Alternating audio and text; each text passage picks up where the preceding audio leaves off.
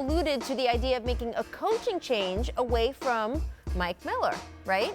So, guys, here is the sound here.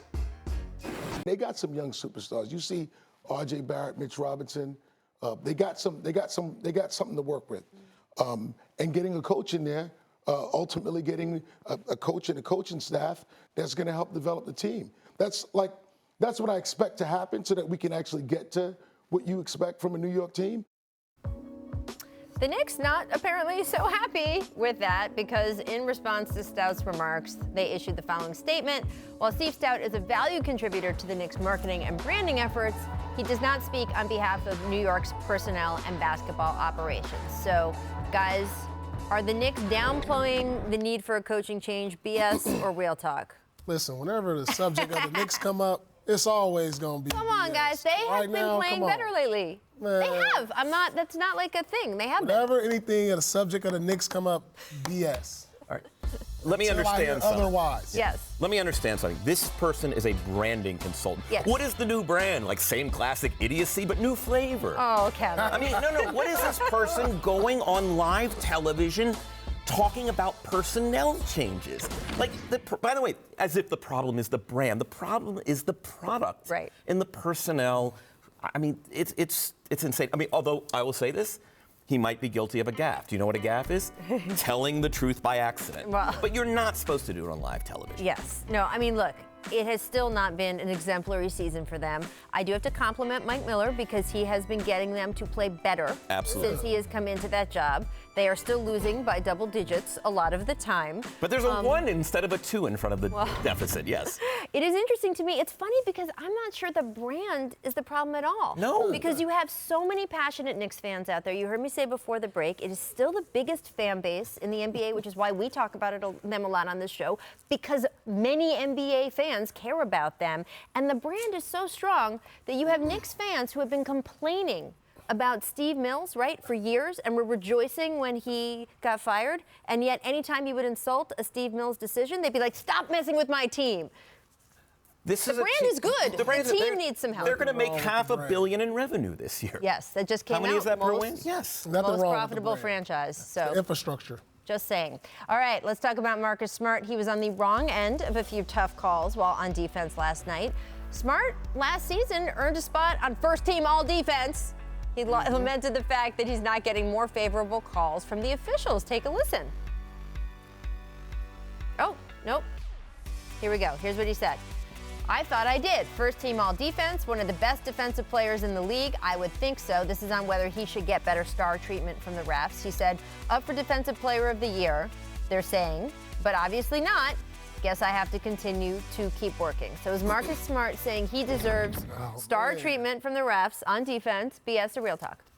I'm going to tell you this. I'm torn in the middle because he does have the reputation of being a flopper. Yeah. He does have, although a great defender. Which he has talked about to his credit. Yeah, absolutely. So I'm torn in the middle. He does get calls. Now, let's not get it twisted. Does he always get the call? No, but sometimes that comes against other superstar players. As we were watching, look at this is Russell Westbrook going downhill.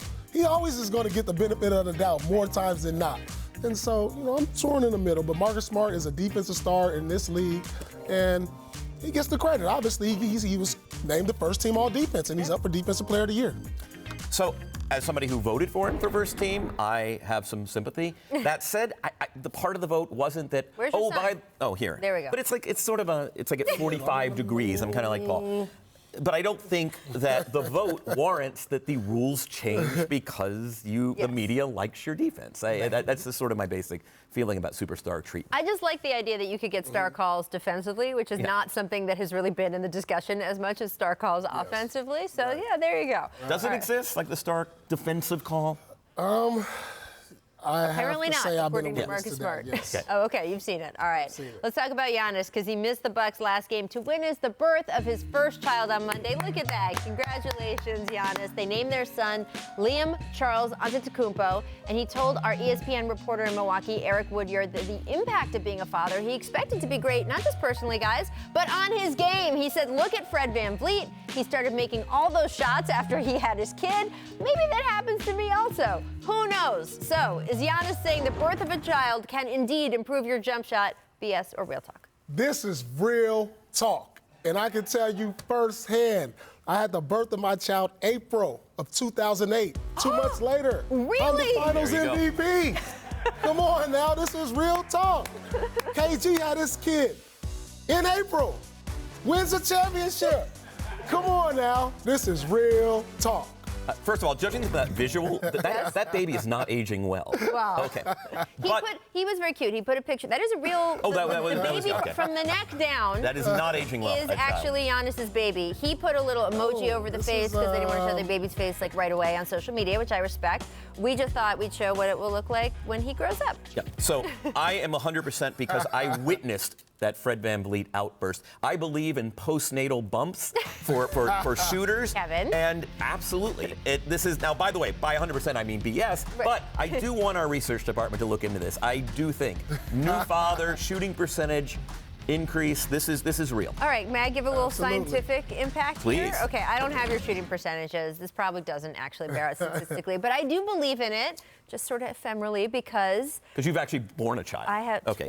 two, baby. At so, once. At once. Yes. So don't talk to me. Anyway, I do think that having kids clarifies a lot of things, sort of priorities and what you have to spend time on, right? Mm-hmm. You have to added this big thing into your life, and you have to sort of figure out where you're going to put your time and energy, and maybe it's into shooting. Right, So and- there you go. I'm telling you, bet on Giannis winning MVP and possibly the championship. It is true. Like I think it was like Fred was surprised at 1st, and then as the series continued on and into the conference finals, you could tell like he bought into it. It Yes. became a self-fulfilling prophecy. Yes. Well, I think Giannis is winning go. the MVP, baby, or not, but I do like what you're thinking. That sealed it right there. Also, I just want to point out that no one else on this set has created two humans at once, so there you go. I have a plant.